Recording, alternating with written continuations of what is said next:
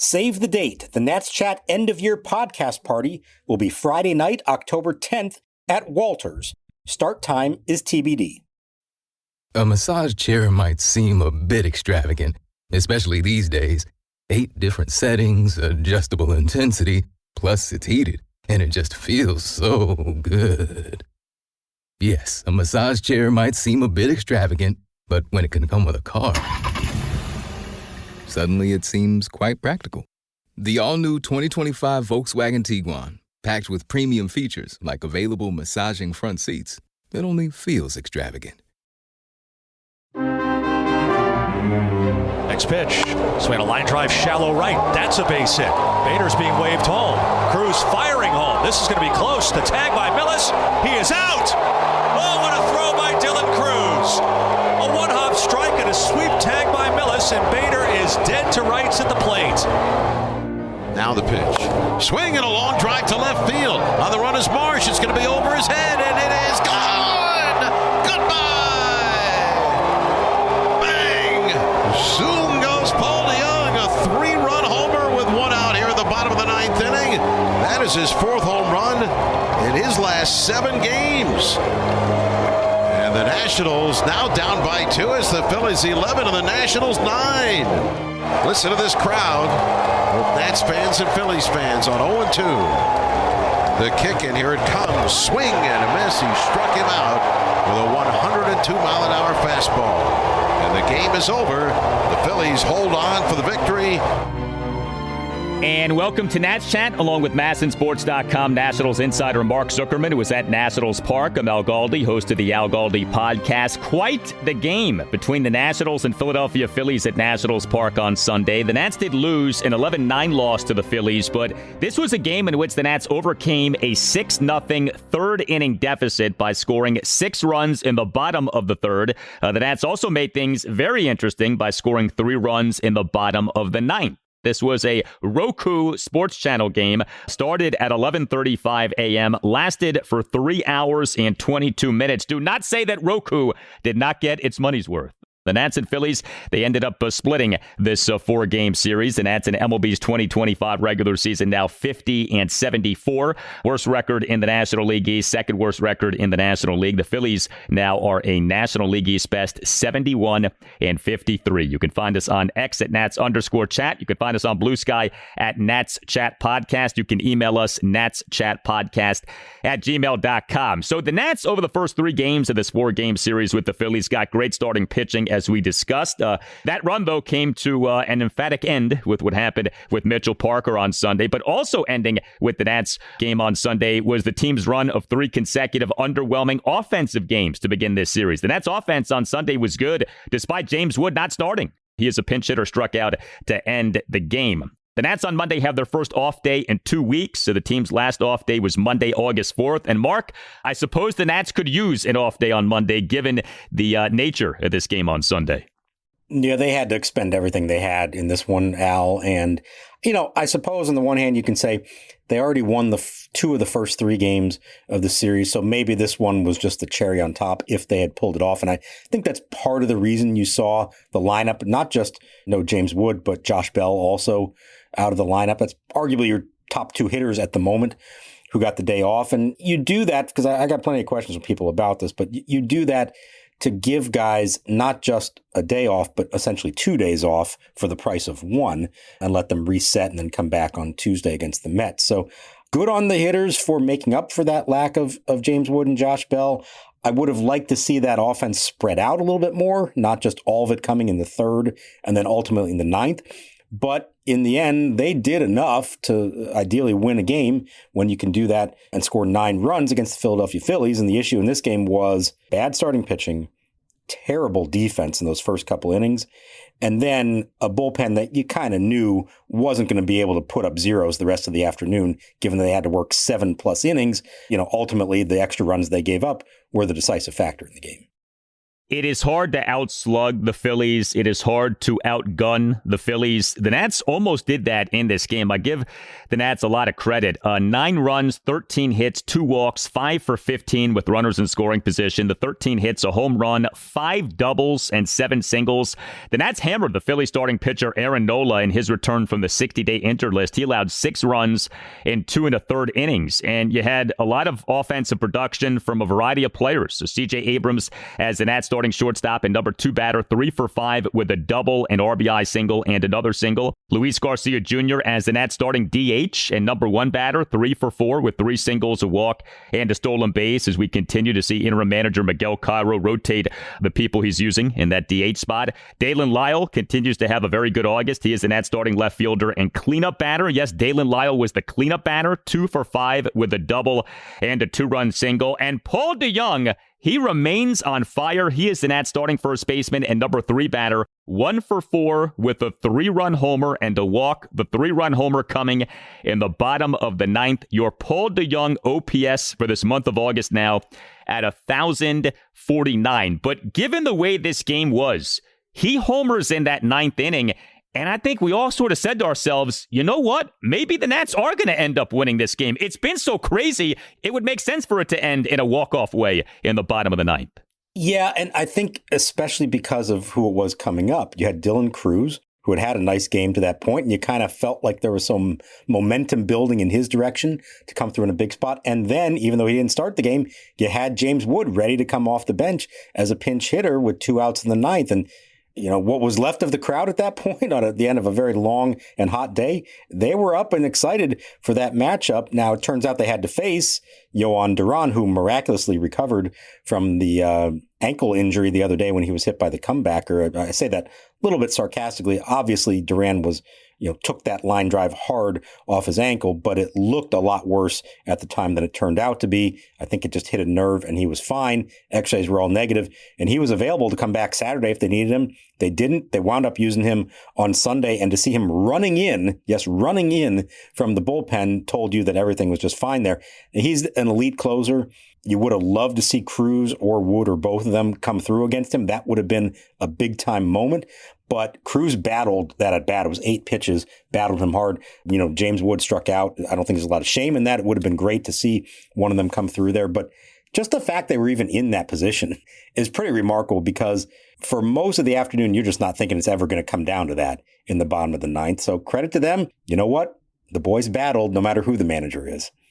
Yeah, I was going to say, are we still allowed to use that phrase given that Davey Martinez is no longer the team's manager? But Miguel Cairo does echo a lot of the sayings of Davey Martinez, so it probably is appropriate to still say that. You mentioned Dylan Cruz. I do want to salute him. It was really nice having him back here. I think the Nats very much benefited from Cruz being back with the team over the course of these 4 games. And we saw Cruz impact this game on Sunday in a variety of ways. He was the Nats starting right fielder and number 5 batter, 1 for 5 with a 2-run double and a terrific outfield assist. Cruz in the top of the 3rd, an outfield assist, and throwing out Harrison Bader at home on a 2-out opposite field single by Trey Turner to right field. And Cruz in that Nats 6-run 3rd, a 1-out first pitch, 2-run double on a bouncer into left field to cut the Nats deficit to 6-5. He didn't have like a monster game in this series, but in every game he did something. And in this game on Sunday, he did multiple somethings.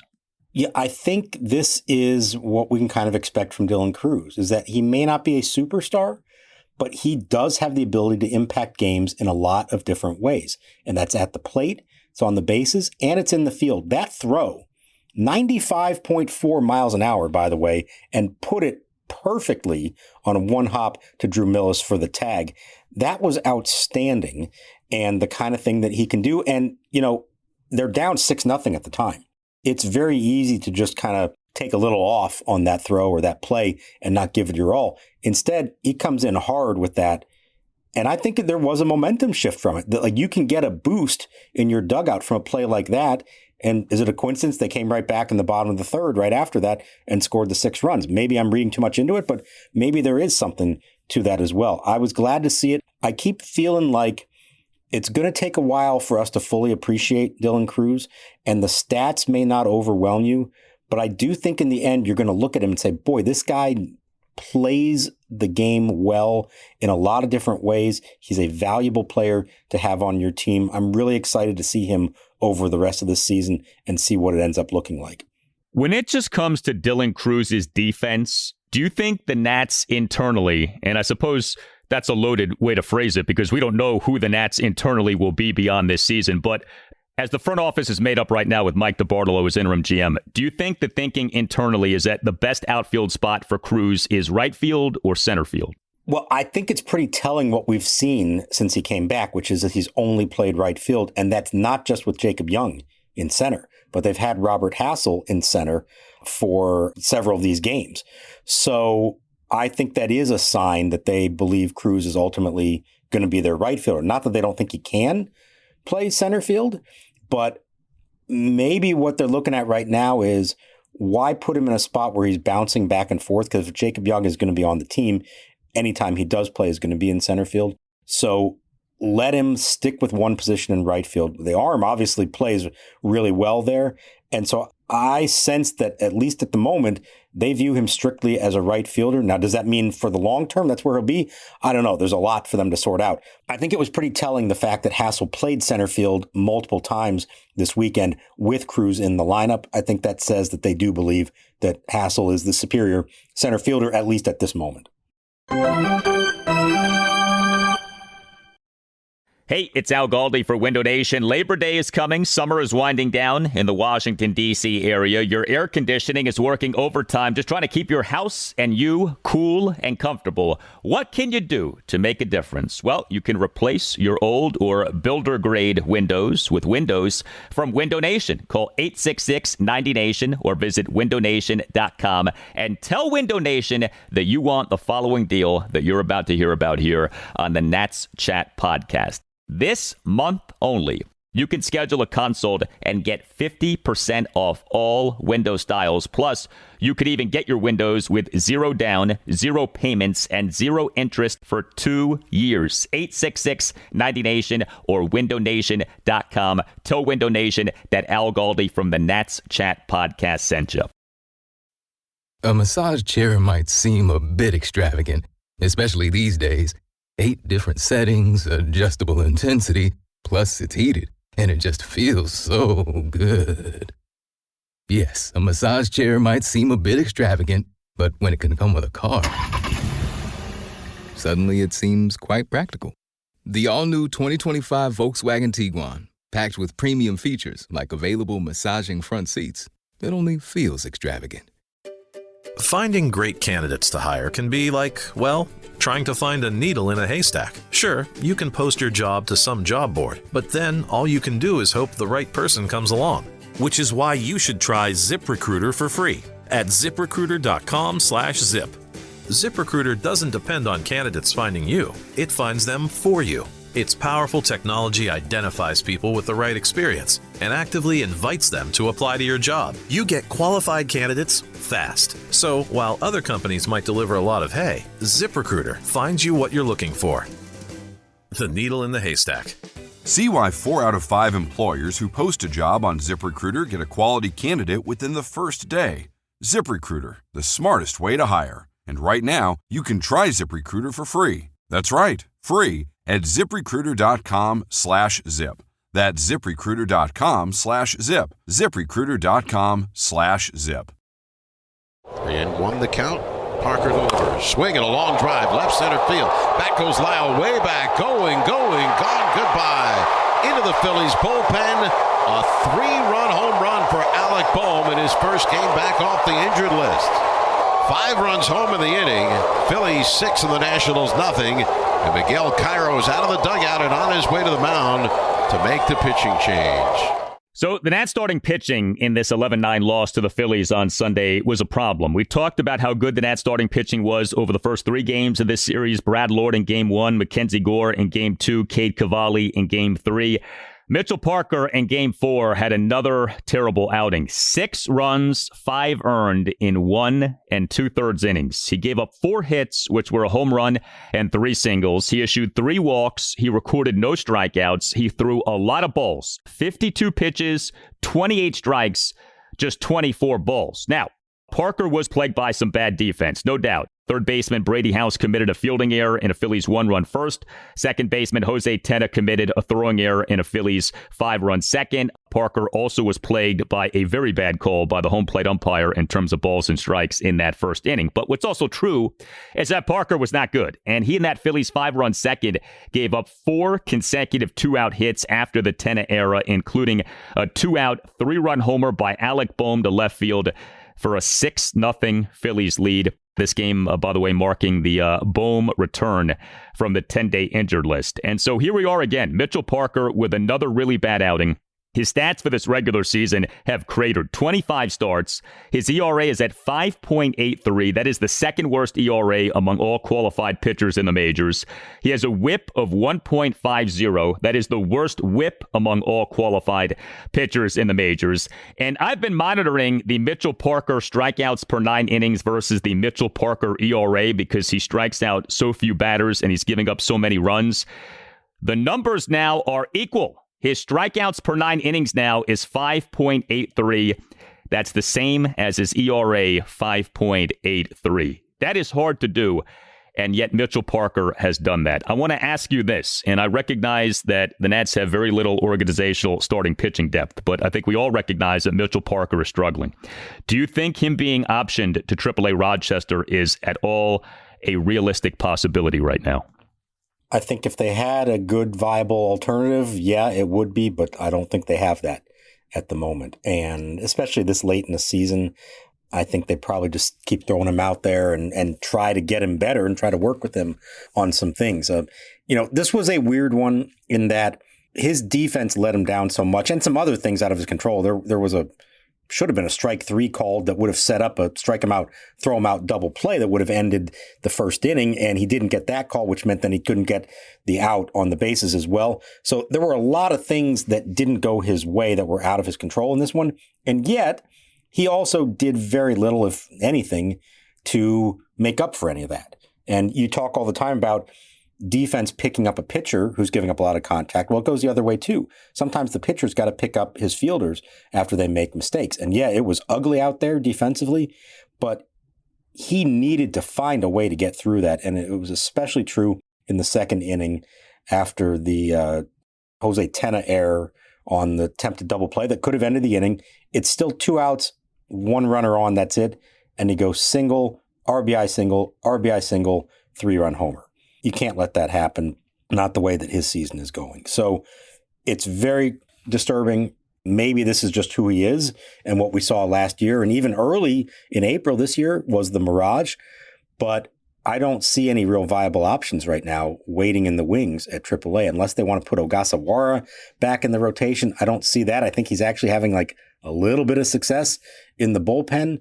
I just don't see a move unless we get to a point that Josiah Gray is ready to come back. And by the way, as far as we know, he still hasn't faced live hitters. And the clock is ticking for Josiah Gray to make it back to the big leagues, at least before the end of the season. So I think we're going to keep seeing Mitchell Parker out there. That doesn't necessarily bode anything for 2026, but it's just a fact of what they have organizationally at the moment if they did want to move him. It's a tough watch right now, no doubt, and you hate seeing him struggle like this, but he is in a real rut. Now, the Nats, after the game, announced having optioned Jose Tena to AAA Rochester. That move says what to you in terms of what the corresponding move might be? While we've been recording, it looks like there's some reporting out there from Dan Glickman, who covers Rochester, the Red Wings. He says that it's Andres Chaparro coming up, which I think makes some sense. And what that says to me, because the choice probably would have been Chaparro or Nasim Nunez. If you go with Nunez, you're saying defense is more important. If you go with Chaparro, you're saying offense is more important. And I think probably in this case, it's an acknowledgement. It kind of sort of ties in with this game. Hey, Paul DeJong has done great. Didn't look entirely comfortable at first base for the first time in his career. Not exactly a big target over there. You could still find ways to get him at bats, but maybe this is a way to give Josh Bell some cover at first base with somebody else who's played the position, another DH option, especially as a right-handed hitter. I think they're facing some lefties coming up against the Mets as well.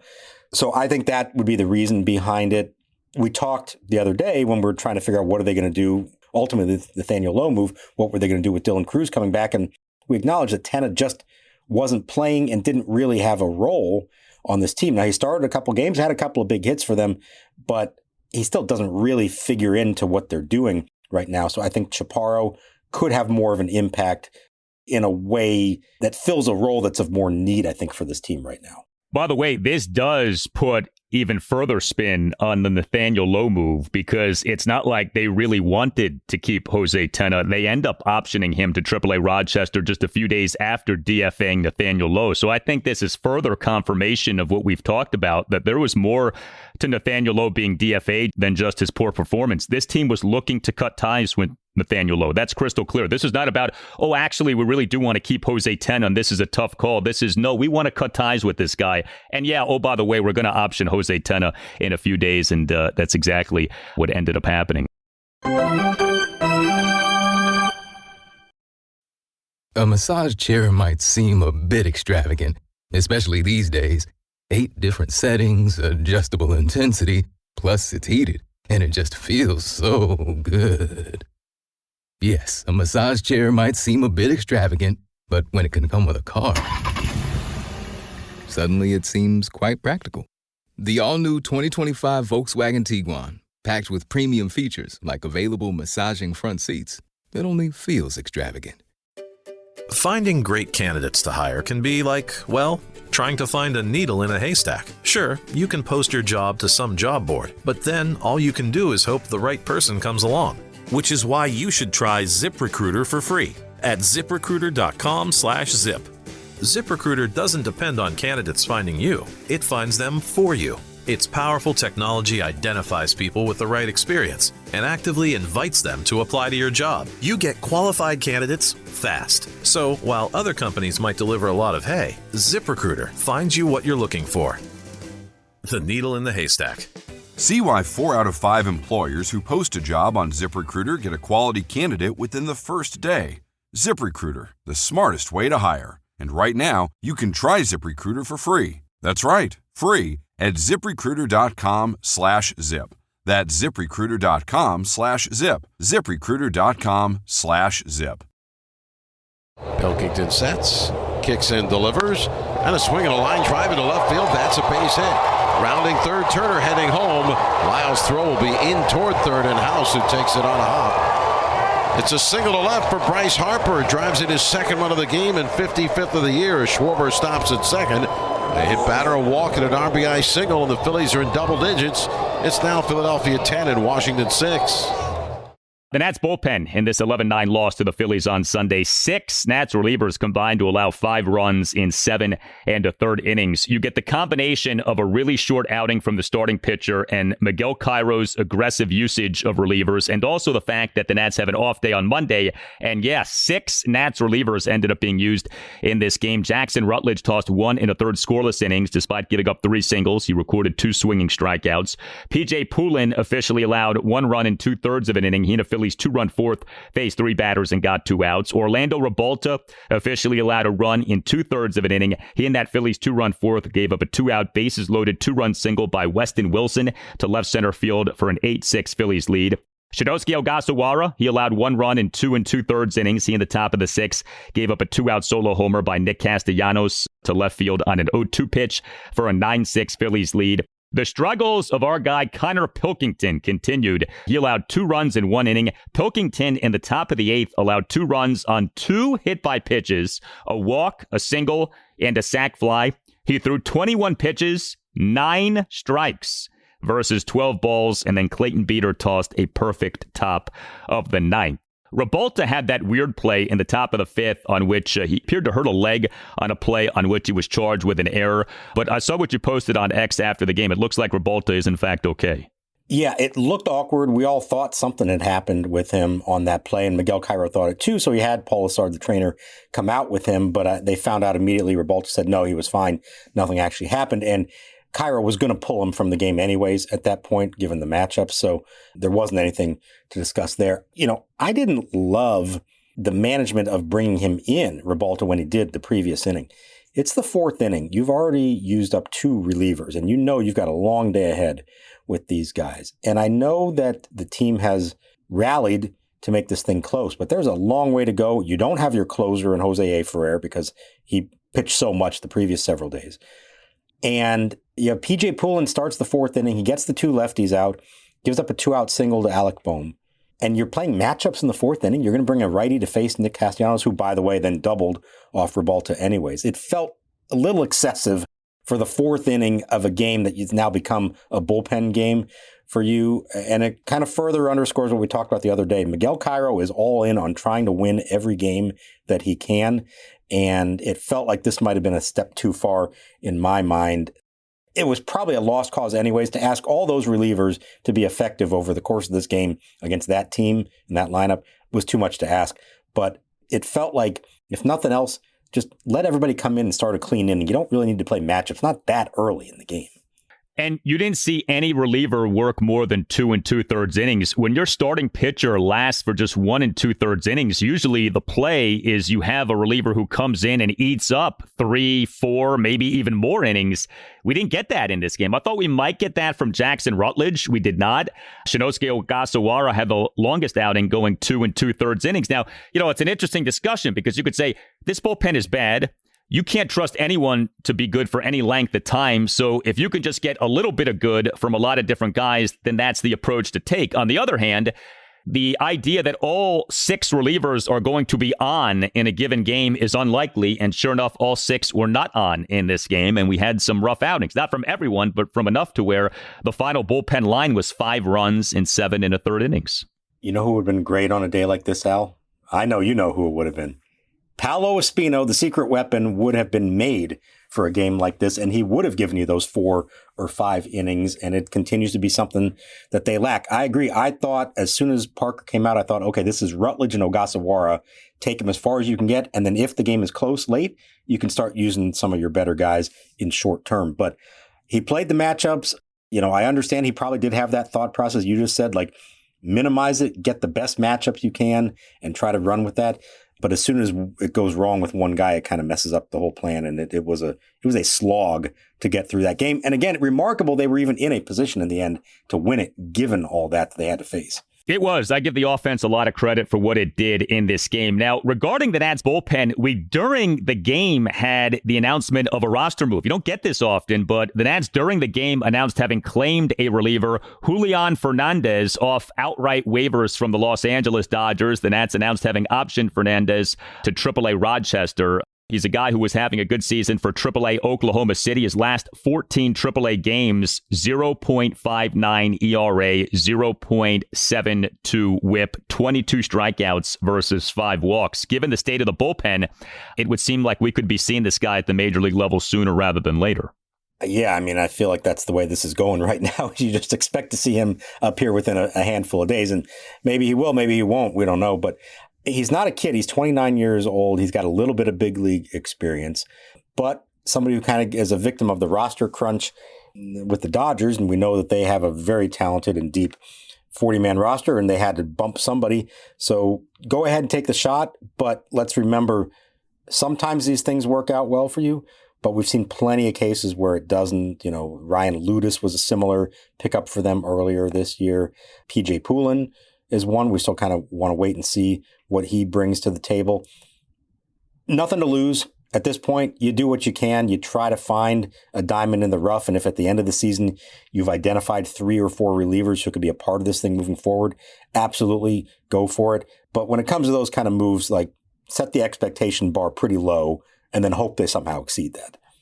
So the Nats off day on Monday. Next up is a 3-game series against the New York Mets at Nationals Park. Game 1 for the Nats against the Mets Tuesday evening at 6:45. Jake Irvin will be the Nats starting pitcher. Game 2 Wednesday evening at 6:45. Brad Lord will be the Nats starting pitcher. Game 3 Thursday afternoon at 4:05. Mackenzie Gore will be the Nats starting pitcher. All things considered, this 4-game series against the Phillies went pretty well for the Nats. Now there's a curve that you're grading on here. I get that given how bad the Nats are, how good the Phillies are, but a 4-game split, starting pitching very good in 3 out of the 4 games, relief pitching good in 2 out of the 4 games, offense really only good in 1 out of the 4 games. That is true, but the offense put forth quite the charge in that game, in Game 4 of this series. So, in a season in which you're searching for positives, I actually think there are some legitimate positives from this series. Yeah, I agree. really 3 of the 4 games pretty well played. The one that they lost, it was a close game that they just got burned by the bad bullpen in the end. This one was an ugly game. They still had a chance to win it, but it was not a well-played baseball game. Yeah, I think you do come out of it relatively encouraged. And I think the biggest takeaways are, number one, 3 young starting pitchers who've been pretty impressive and looking like they can go up against top lineups in Cade Cavalli, Mackenzie Gore, and Brad Lord. That's really good to see and exciting to see that stuff. And the core young star players, James Wood, C.J. Abrams, Dylan Cruz, Dalen Lyle, Brady House maybe to a little lesser extent, held their own and in some cases thrived in this series. And so that's all good to see. Now, the depth of that roster beyond that is pretty thin, and that's where it becomes a problem. I should add the 2 guys at the back of the bullpen, Ferrer and Henry, have looked good. Ferrer especially. So that's all good. But what's going to now allow them to be more competitive and even win games against these top teams is that you've got to have more than those 6 or 7 players at the top of your roster. It's the rest of it. And I think that's the real challenge for them this offseason. They've got the pieces. We've discussed this. They have pieces that you want to build around, but you've got to add to it. Your numbers 11 through 26 on the roster have got to be a lot better than they were this year and that they currently are. But they held their own. They're facing the Mets team that's been flailing right now, and then they're going to see the Phillies right again in this coming weekend at Citizens Bank Park, and that will be interesting to see how they deal with that in the rematch. But big picture, you can take a step back and say, yes, this was an encouraging weekend for the Nationals at a time where they haven't had a lot of that kind of stuff. So I think there was a lot to like about what they did this weekend. Yeah, you don't have to reach too high to grab at some positives. Like there were some pretty legitimate and apparent positives in this series. You tell us what you think. Hit us up on X at Nats_chat. Hit us up on Blue Sky at Nats Chat Podcast. You can email us natschatpodcast@gmail.com, including if you would like to sponsor the show. Hit up the man who runs the show, Tim Shover, see what we can do for you. Also, we have a website that you can check out, natschatpodcast.com, at which you can purchase a Nats Chat Podcast t-shirt. All Nationals radio highlights on Nats Chat are courtesy of 106.7 The Fan. For Mark Zuckerman, I'm Al Galdi. We thank you for listening, and we'll talk to you next time on the Nats Chat Podcast. Chaparro drives one in the air to deep left center. Young is back to the track. It's gone. Andres Chaparro, it's a solo homer. And the Red Wings back ahead, 2-1. An 0-2 count on McNeil. Top of the 5th. Nationals leading 3-0. Espino sends. Here's the pitch. Swing and a miss. Struck him out on a curveball. And the side retired. Paolo Espino has his 3rd strikeout and has himself 5 scoreless innings. Warning, the following ZipRecruiter radio spot you are about to hear is going to be filled with F-words. When you're hiring, we at ZipRecruiter know you can feel frustrated, forlorn even, like your efforts are futile, and you can spend a fortune trying to find fabulous people, only to get flooded with candidates who are just fine. Fortunately, ZipRecruiter figured out how to fix all that. And right now, you can try ZipRecruiter for free at ZipRecruiter.com/zip. With ZipRecruiter, you can forget your frustrations because we find the right people for your roles fast, which is our absolute favorite F word. In fact, 4 out of 5 employers who post on ZipRecruiter get a quality candidate within the first day. Fantastic. So, whether you need to hire 4, 40, or 400 people, get ready to meet first-rate talent. Just go to ZipRecruiter.com/zip to try ZipRecruiter for free. Don't forget, that's ZipRecruiter.com/zip. Finally, that's ZipRecruiter.com/zip.